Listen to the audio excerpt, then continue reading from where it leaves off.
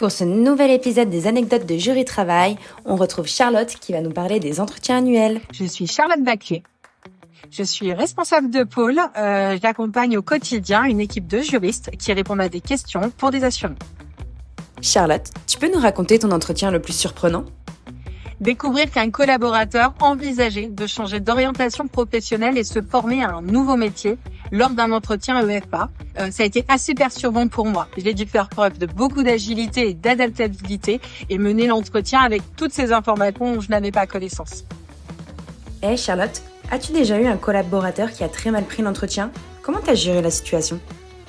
Au cours de mes expériences professionnelles, j'ai eu de la chance de ne pas avoir eu à faire face à ce type de situation. Toutefois, les différends font partie de notre quotidien et nous transformons les difficultés en échanges constructifs. Et Charlotte, dis-nous, comment tu gères les attentes et les retours parfois difficiles à satisfaire des salariés ? Je reste transparente sur les contraintes de l'entreprise tout en valorisant le collaborateur.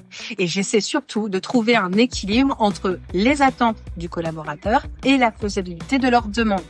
Il me paraît essentiel de donner la visibilité au travers d'un plan d'action.